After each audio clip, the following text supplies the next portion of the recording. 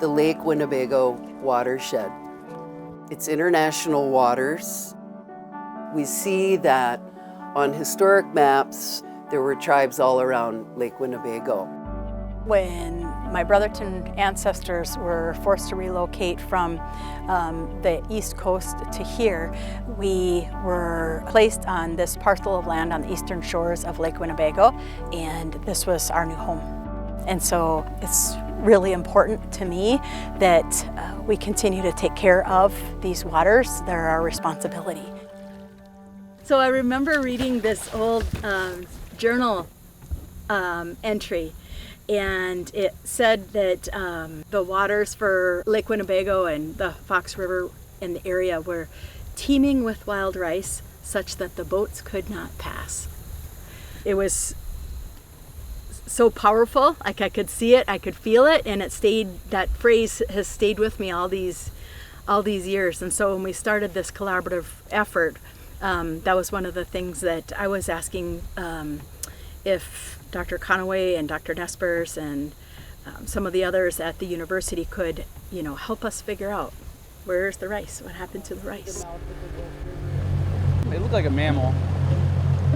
It was like going along and then it dove under.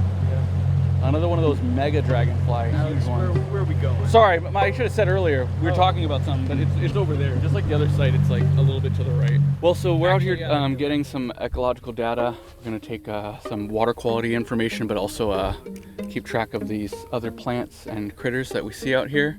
Take some samples as well to analyze when we get home. Yeah, now I titrate. Lake Winnebago is the largest inland lake in Wisconsin, but there's also a lot of development. So we've been working to build historic myome wild rice beds back to harvestable capacity for tribal and non-tribal publics. Myome wild rice, it's culturally important, but it's very ecologically important too. It benefits the water.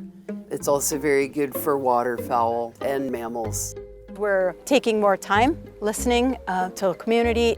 We're learning about the people that hunt those birds and how they interact with the rice, and that it's important to them too. It's important to people who fish. To me, that's been fascinating, to slow down and to listen and to hear how it's impacting so many people that have so many varied interests. I just get to brag about the project, which is a good position to be in. Convening this partnership network has been very rewarding. Another very important, very rewarding aspect of this project is the nation building for Brothertown Indian Nation. Invite you to guess. Brothertown Indian Nation is not federally recognized. They're currently seeking restoration to their federal recognition. Restoration for us is big, right? It's restoration of the sediment here that is taking care of the rice. It's restoration of the water here that's taking care of the rice. But we are working hard to restore our people in that government-to-government relationship that we previously had.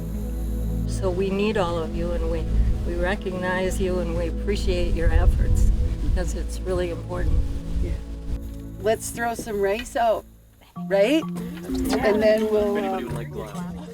So to have a good stand of wild rice and have it thicker than it was last year, it really gives me hope for what we have ahead of us. How we were able to do it is community coming together and learning from each other using traditional knowledge and using the Western science so that we can figure out how to build a better relationship with water and the rice.